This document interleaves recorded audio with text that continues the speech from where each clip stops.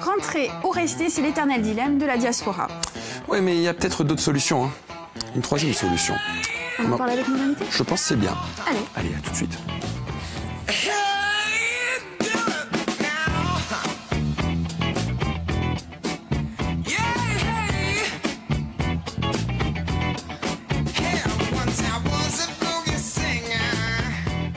Bonjour à tous et bienvenue dans cette deuxième partie de Via Nova au sommaire. Rester, rentrer, investir, comment la diaspora peut-elle s'associer au développement de l'île ? On en parle dans quelques instants avec nos invités. Et puis nous retrouverons un nouvel épisode d'Acqui et d'Altro, le programme court de Via Stella, justement, qui vous amène à la rencontre de cette diaspora. Nous allons en Argentine aujourd'hui à la rencontre de Loïc George. Et puis en troisième partie, le trio infernal qui décortique non pas les crevettes, mais l'actualité culturelle. Réagissez sur les réseaux sociaux avec le hashtag Via Nova et posez-nous toutes vos questions. La revue de presse, c'est maintenant.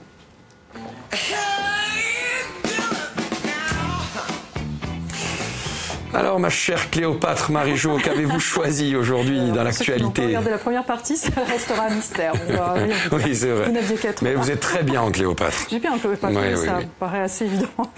Eh bien, écoutez, on va regarder la une de Corse Matin qui aujourd'hui nous annonce neige et verglas, l'hiver à l'offensive. Il neige et c'est pas une bonne nouvelle pour tout le monde. Le sujet occupe la dernière page, la DER du quotidien. Avec, vous voyez, le paradoxe en fait de l'effet neige. Coup de blanc sur Vizavone, la neige en vigilance jaune. Alors le paradoxe, c'est pas le blanc jaune qui est rigolo. Oui. C'est surtout le fait qu'en fait, les premiers flocons réjouissent tout le monde. Et puis en fait, après, ça pose un gros problème parce que la neige, le verglas, ça glisse, le froid, c'est difficile et la circulation devient très vite dangereuse. Donc en Corse, on sait très bien qu'avant le passage des chasse-neige, l'île est carrément coupée en deux. On peut plus passer, et on peut pas rallier les deux parties de l'île. C'est assez compliqué. Bon, en même temps, la neige en janvier, c'est un peu banal, non ? C'est un peu banal. Vous avez tout à fait raison, mais la neige, outre l'information sécurité qu'il faut absolument donner, notamment pour les départements qui sont en vigilance orange aujourd'hui, c'est ce qu'on appelle un marronnier en presse. Ah, le fameux marronnier. Le fameux, son nom viendrait, le marronnier, d'un marronnier justement à fleurs rouges qui fleurissait tous les ans au premier jour du printemps sur la tombe des gardes suisses tués lors de la journée du 10 août 1792 dans les jardins des Tuileries à Paris. Ça n'avait aucun intérêt, mais chaque année, il y avait un papier sur le marronnier. Mais c'est là, elle a des petites histoires. Elle va nous faire une série. Tu vas voir qu'elle va nous pondre une série un jour. C'est bien d'apprendre aussi un petit peu de termes de presse et pourquoi, d'où ça vient. Oui. Voilà, donc l'information était récurrente et tout à fait secondaire. Alors aujourd'hui, notre marronnier, c'est la neige. C'est une évidence. Et France Info en profite quand même pour traiter un sujet qui nous intéresse véritablement. Regardez, a-t-on le droit de ne pas aller travailler à cause de la neige ? Et alors ? Oui, c'est légal et encore heureux parce que ça pourrait être dangereux dans certaines occasions. L'absence ou le retard du salarié en cas d'intempérie, tempête forte, chute de neige n'est pas une faute s'il lui est impossible de se rendre au travail, précise le site officiel de l'administration française. Alors évidemment, il faut que les routes soient véritablement impraticables. Il faut aussi justifier de son absence, pas juste ne pas venir et puis attendre que ça passe. En revanche, moins bonne nouvelle, la journée chômée est une journée normalement non payée, sauf si votre convention collective en a décidé autrement. Alors, on reste prudent parce qu'il vaut mieux quand même perdre une jour de salaire plutôt que perdre la vie sur les routes. Restons chez soi. Et puis, par contre, on ne tire pas au flanc aux frais de la princesse. Bon, c'est plutôt un bon compromis. C'est plutôt pas mal. Alors, notre neige, c'est aussi l'idée, l'occasion pour pas mal de journaux de sortir des petits articles intemporels de derrière les fagots. Et le Parisien qui titre en une aujourd'hui sur les écarts, vous savez, entre les plus riches et les plus pauvres, sujet qu'on avait déjà vu rapidement hier à la une de Libération. Eh bien, le Parisien, en page intérieure, nous livre un article absolument passionnant. Regardez pourquoi la neige nous fascine. Si, ça change quand même un petit peu l'actualité. Et nous voici en train de lire que les institutrices, les institutrices, parce que professeur des écoles, c'est pas assez nostalgique et c'est un petit peu un papier nostalgique quand même. Les institutrices ne peuvent plus faire classe quand les flocons tombent tellement les enfants regardent ça avec passion. Et tout en livrant quand même les informations sérieuses, parce que quand même le Parisien fait son job des prévisionnistes de Météo France, puis la carte aussi qui est importante, eh bien on nous explique que la neige est assez rare dans les plaines pour que l'on la trouve exotique, que les plus anciens la voient revenir avec nostalgie, et puis que les sociétés médiévales savaient qu'une couche de neige protège les céréales alors que le gel pourrait les ravager. Regardez, nous dit-on, les peintures hollandaises pendant la petite période glaciaire du XVIe au XVIIe et ces scènes de neige qui sont toujours heureuses. Nous dit-on. Et c'est vrai. Eh bien, écoutez, oui, la preuve par l'image. Moi, je vous ai choisi le massacre des innocents. C'est vrai. Tellement violent qu'apparemment on avait demandé frappant, au peintre de cacher les corps des enfants martyrisés, c'est quand même une scène biblique, le massacre des innocents, sous la peinture parce que c'était vraiment trop violent. Voilà, c'était mon illustration du jour. Excusez-moi. Non, mais écoutez, parisien. On voyage avec vous, on est dans l'imaginaire, on est bien. C'est vrai que c'est tellement heureux. On revient aux Parisiens, j'agrandis le petit encadré qui était en bas parce qu'on nous parle aussi de santé. Regardez, évitez les efforts et buvez. Bah oui, je me On arrête le... mais en réalité, il y a quand même des informations qui sont parfois un petit peu... On arrête le jogging le matin ? Oui, voilà, on va éviter le jogging au petit matin, vers 4h du matin, quand il fait moins 10, on va éviter parce que là, vous allez tomber raide ou vous gelez sur place, on ne sait pas trop. Avec la goutte. C'est l'occasion quand même de nous rappeler que quand le mercure chute, le cœur travaille davantage. La Fédération française de cardiologie met donc en garde contre le risque accru d'infarctus. Et oui, c'est pas une légende apparemment. On rappelle aussi qu'il faut couvrir les tout petits, notamment la tête. J'apprends, moi, que quand on couvre pas la tête d'un tout petit enfant, c'est un peu comme si nous sortions torse nu. Terrible. Ah, terrible, complètement. Un bonnet, cagoule même, c'est pas bien, mais c'est pas beau, mais c'est très efficace. Et puis on rappelle aussi qu'il faut boire de la tisane parce que le café finalement ça déshydrate. Alors, de bonnes suggestions pour rester en forme malgré le froid. Tout à fait. Et du coup, je termine avec l'Humanité Dimanche qui, ce week-end, nous donnait un sujet tout à fait passionnant, sels minéraux, magnifique magnésium. Et on nous explique que si on a les batteries à plat, si on est stressé, si on a des crampes, et même si on a des ballonnements, c'est peut-être le moins glamour des trois sujets. Bah oui, on est d'accord. Il faut miser sur le magnésium. Et on peut faire une cure de cet allié de la régularité du rythme cardiaque, on en parlait tout à l'heure. Donc voilà, ne courez toujours pas, mais prenez du magnésium quand même. Et il aide aussi à assimiler la vitamine D. Il aide aussi à prévenir les mauvais effets, parce que trop de vitamine D, c'est mal assimilé parfois. Il aura un impact sur le diabète, sur les os, sur l'arthrose, arthrose. Il va donc falloir enrichir un petit peu notre alimentation, comme nous l'a dit Kevin, avec des noix, des amandes, des noix de cajou, des graines de tournesol, du sésame et un peu de chocolat. Préférence noire. Et regardez, elle le note. Vous avez un peu de chocolat. Noir. Enfin, voilà, un petit peu, pas du chocolat qui est plus riche en graisse qu'en sucre qu'en magnésium. Et on est prêt pour affronter l'hiver. Et du coup, moi, je vais aller skier. Merci beaucoup, Marie-Jo. J'arrive. Pour les skis, j'arrive. Je vous attends. Le ski, moi aussi. On se retrouve demain, tout chousse. Voilà, si vous soyez rien cassé, parce que c'est aussi la saison évidemment des fractures. Super. Merci beaucoup. La joie. Allez, il est temps de nous évader un petit peu et au soleil cette fois-ci avec Dacqui et Daltro qui nous emmènent du côté de Buenos Aires à la rencontre de Loïc George.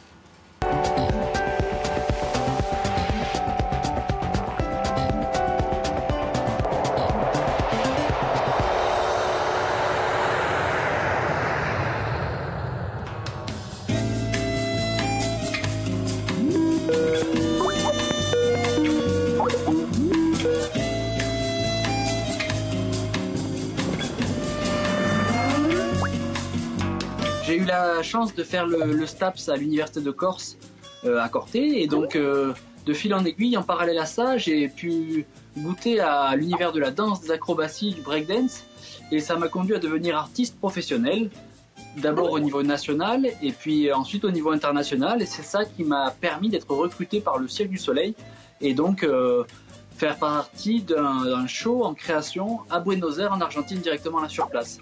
La vie à Buenos Aires, pour moi, c'est un véritable plaisir parce que c'est une ville en plein développement avec des affluences un peu européennes. Il y a plusieurs quartiers qui ressemblent un peu aux quartiers de type haussmannien comme à Paris.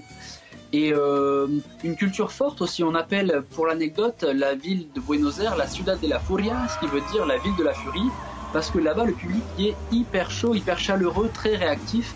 Et donc, en tant qu'artiste, qu'espérer de mieux qu'avoir des réactions très fortes tous les soirs à chaque spectacle. Bienvenue à Caminito, on est à Buenos Aires en Argentine et Urban Corp est présent ici. Vous pouvez voir que c'est une zone très colorée. C'est un quartier qui à la base était très pauvre et il y a quelques années ils ont eu l'idée super intéressante de mettre des couleurs partout. C'est devenu un quartier fondamental ici, plein de tourisme et plein de vie grâce aux couleurs. Voilà, bel exemple. Niveau qualité de vie, c'est très confortable, ça ressemble un peu à ce qu'on connaît dans le sud de la France, en Corse. C'est des gens très accueillants, très conviviaux, on peut facilement discuter, on peut échanger de tout. C'est très ouvert et c'est toujours agréable.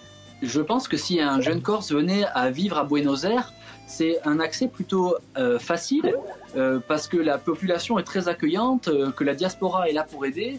Ils sont très répondants, ils sont très à l'écoute et ça permet de garder un lien avec nos racines et d'un côté de s'implanter dans ce nouveau mode de vie. J'espère arriver à concilier une partie de l'année idéalement en Corse, à Corté pour moi, et en déplacement pour voir les copains, et aussi un petit peu en Argentine, puisque ma petite fille est née là-bas l'année dernière, et donc on a la chance finalement d'avoir une George d'origine argentine. Voilà, donc j'espère qu'elle gardera ses racines, puisque c'est quand même quelque chose d'important. Voilà, on espère aussi. Allez, on continue avec d'autres représentants de la diaspora. Il est 12h35, c'est l'heure du débat de Vianov. Tous les Corses du monde ont le mal du pays, qu'ils soient au bout du monde, à New York, à Paris.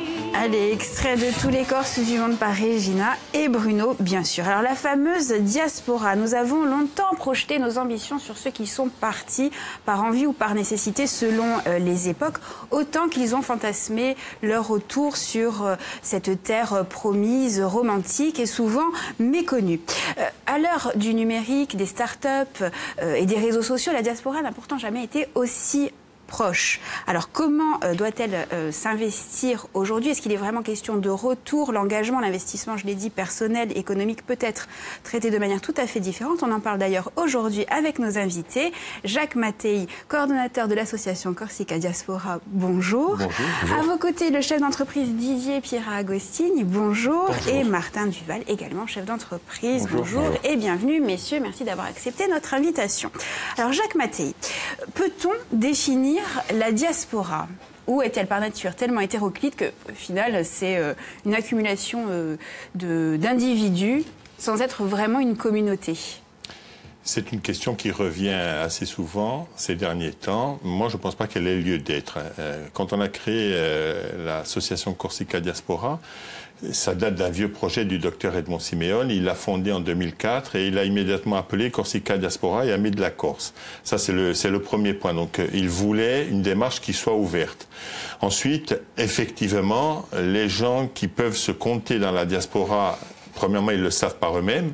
Deuxièmement, il y a des statuts complètement différents. Selon qu'on vive à Marseille de deuxième génération par rapport aux années 60, etc. Ou que l'on vive à Porto Rico. Ce que l'on essaie de quantifier, c'est le lien affectif et quelle énergie on peut générer avec ce lien affectif. Et pour terminer, la fonction de la diaspora, à quoi elle peut servir à la fois en Corse mais aussi à l'extérieur. Il y a une fonction très claire qui est, elle, très développée depuis toujours, c'est que quand des Corses développent des activités ou cherchent des contacts à l'extérieur de l'île, ils vont dans un cadre et un contexte qui est ami et amical et ils vont se tourner vers la diaspora. Alors, Corsica Diaspora propose également un annuaire où les Corses et Amis de la Corse peuvent se référencer. Il y a 4200 membres, un peu plus de 4200 membres, répartis dans près de 1000 villes sur plus d'une centaine de pays. Alors, référencer, c'est bien. Je suppose que fédérer, c'est mieux. Oui, alors l'idée, toujours dans la lignée de ce que voulait faire Edmond Siméon, on a travaillé avec Campusplex pour mettre un outil spécifique, entièrement gratuit. Nous sommes une association, hein, donc on fait pas du commerce de ce que l'on fait. Il y en a qui en font et c'est très bien aussi parce que ça crée de la dynamique. L'idée, c'est d'avoir un annuaire qui puisse recenser et donner une consistance physique à cette diaspora. On en est à 4000 parce que pour l'instant, on n'a pas lancé vraiment le dispositif. Il sera lancé en fin de mois sous l'adresse URL corsi.ca, donc, pour que ça fasse Corsica. Et on veut répertorier les Corses d'ici et les Corses d'ailleurs, pour pas faire cette différence entre je vis à l'extérieur, je vis ici. On veut créer un peuple, et bien on veut un peu qu'il se retrouve dans les mêmes objectifs. C'est le moyen de le faire. Alors plus récemment, on a vu un nouveau réseau social émerger, plus orienté sur l'économie et les acteurs et le monde professionnel, en tout cas, avec plus de 11 000 membres, plus de 1000 entreprises référencées, 90 projets. Martin Duval, vous êtes un des ambassadeurs de Community. Vous avez adhéré très tôt, dès l'origine de la démarche. Qu'est-ce qui vous a motivé ? Déjà, je suis toujours passionné par des entrepreneurs et des startups, et c'est vrai que les deux cofondateurs, Robert Menassé et Christophe Battesti, en étaient. J'ai trouvé l'initiative intéressante. On parlait le même langage en termes de mobiliser une communauté. Ils ont pris un prisme intéressant en plus d'adresser l'emploi. puisque eux, ce qu'ils font bien en ce moment, c'est qu'ils font un matching, de la correspondance entre des offres d'emploi et des gens qui seraient intéressés soit pour revenir en Corse, soit des stagiaires qui voudraient partir sur le continent pendant des phases. Et ça, voilà, c'est leur premier objectif. Donc, je suis très sensible à leur raison d'être, qui est de mobiliser une communauté autour de certains enjeux. Donc voilà, je suis ravi de modestement contribuer en étant un membre actif. Alors Martin et Didier Pierre-Agostine, vous êtes tous deux chefs d'entreprise, alors intelligence collective pour l'un, énergie pour l'autre. Est-ce que vous avez déjà imaginé rentrer sur l'île? Et si oui, comment abordez-vous un éventuel retour? Peut-être Didier. Alors moi déjà le retour il est engagé. Il est engagé. Depuis 1 an maintenant je suis à Ajaccio et aussi dans mon village à Caanari, puisque je suis originaire de Caanari dans le Cap Corse. Et clairement pour le besoin de ce projet, en effet lié à l'énergie, lié au stockage d'énergie, il était indispensable que je m'investisse sur place et donc je suis en Corse maintenant depuis plus d'1 an. Mais avant votre retour, vous étiez entre Paris et le Japon, c'est ça? Oui, alors c'est vrai que pendant une 20aine d'années, j'ai développé des projets et essayé à chaque fois d'ailleurs de créer des passerelles entre le Japon où je travaillais et la Corse, puisque j'avais un lien très fort avec la Corse. Donc ça a pris un certain nombre de formes, mais oui, j'avais déjà une activité entre le Japon et la Corse à l'époque. Et j'avais pris appui sur l'association Corsica Diaspora et le travail d'Edmond Simeone qui était indispensable. Quand on veut créer des liens, il faut rencontrer les personnes idoines. Et dans ce cadre, Edmond était la personne merveilleuse pour nous permettre ça. Jacques, pour quelle raison la diaspora insulaire est-elle plus difficile à capter, à captiver presque que les autres communautés? Pour plusieurs raisons. Bon, il y a toute l'histoire avant le XXe siècle, on ne reviendra pas là-dessus, mais il y a des histoires quand même intéressantes à raconter qui reviennent sur le devant de la scène. Hein, les maisons des Américains, les études qui sont faites avec les Portoricains et l'Amérique du Sud.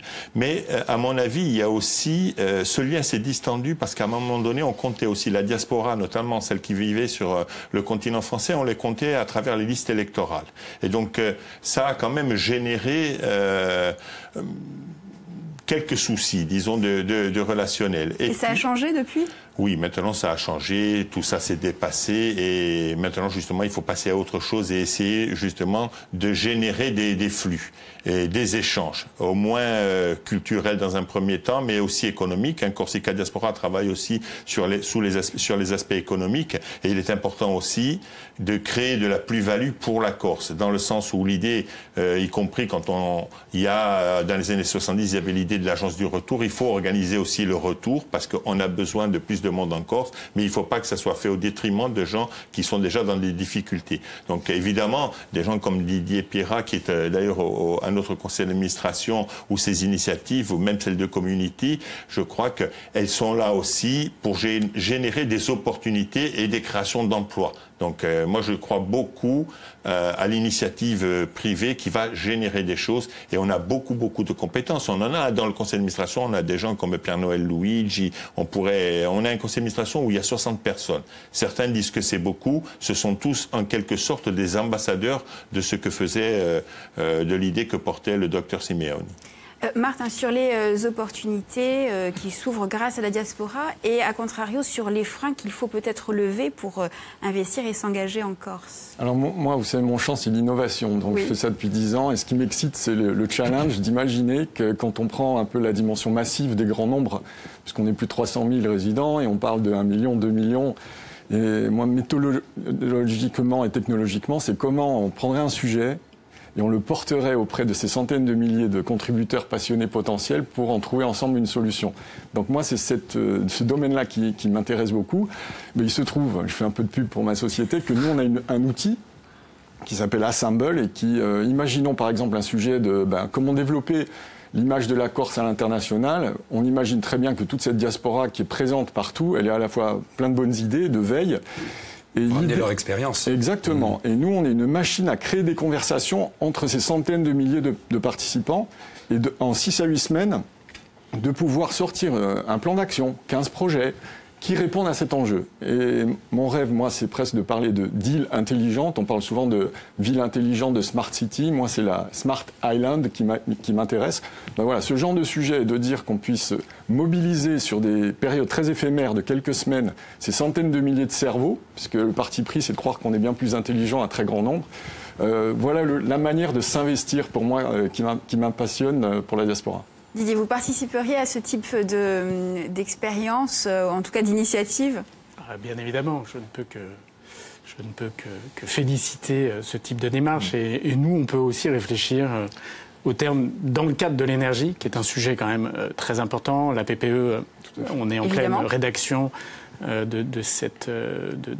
Et ce serait vraiment extrêmement positif qu'il puisse y avoir un débat à un niveau, au niveau déjà de la Corse sur cet aspect-là, par exemple. Vous regrettez de ne pas être assez souvent sollicité par les politiques, les autorités publiques pour participer au développement de l'île ? Tout à fait. Moi, je m'imagine, là aussi, là, je ne prends pas la casquette de l'entrepreneur, mais du participant.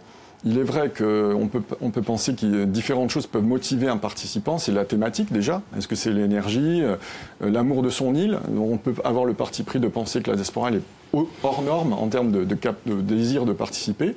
Et puis après, c'est de sentir aussi un des facteurs clés de succès, c'est que notre contribution va servir à quelque chose. C'est-à-dire que si on fait un débat et on discute et on contribue, on donne des idées pendant 8 semaines, on nous a déjà dit ce qu'on ferait du livrable d'après, de l'étape d'après. Et ça, si on sait bien nous l'expliquer, si on nous explique de manière transparente la démarche, je suis convaincu qu'on serait surpris du nombre de personnes qui pourraient y participer.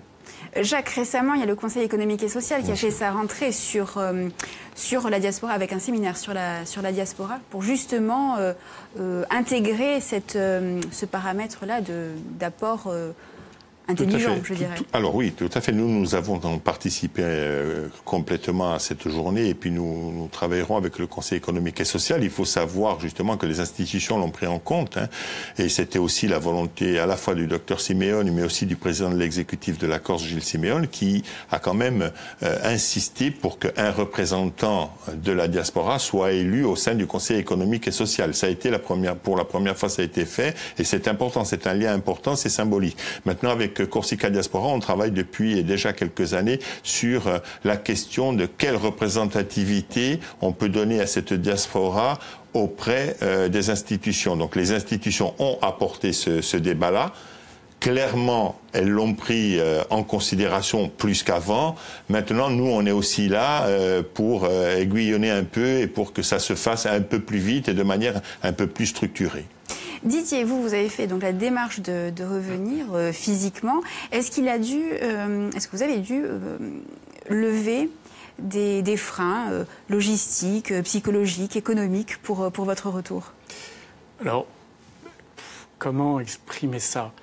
D'abord, il a fallu faire toutes les démarches pour convaincre que l'idée était bonne.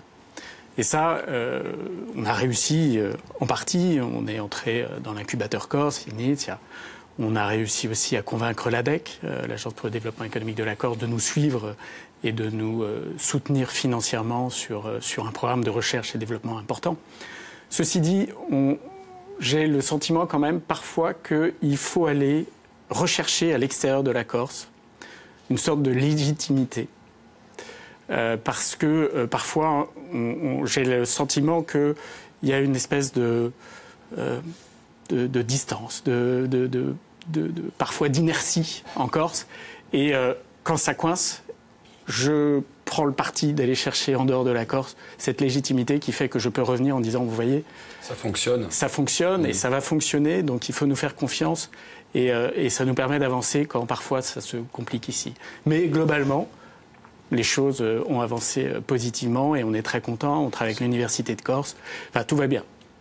C'est quand même difficile partout parce que ce qu'il nous dit là, c'est nul n'est prophète en son pays. Parce bien que sûr. Ça vaut aussi pour les Corses qui ont grandi ici. Et à ce moment, et des fois, il faut faire ses preuves à l'extérieur pour être reconnu pleinement. Mais ça vaut pour toutes les régions d'Europe et du monde. Vous le vérifiez aussi, Martin, je suppose ? Oui, bien sûr. Mais je vous dis, moi, on se souhaite les vœux. En ce moment, on a encore le droit. Moi, je rêve de vivre tout ça à plusieurs milliers en ligne sur un grand sujet. Et je pense que d'effacer ces freins-là grâce à la dimension du très grand nombre, des nouvelles technologies. Je pense c'est de redonner confiance qu'une fois qu'on s'est prouvé qu'on prend un sujet, qu'on trouve ensemble une solution, je pense que ça donne à un peuple et à cette méga communauté, autant des résidents que de la diaspora, c'est la prise de conscience de son intelligence collective. Vous nous proposez un grand débat, au final, voilà. c'est ça. Moi, je viens amener la méthode et la technologie. Je pense qu'il y a plein de beaux sujets. Et là, il faut plutôt trouver le bon timing, le beau sujet et se prouver qu'on a été remarquablement intelligent à grand nombre.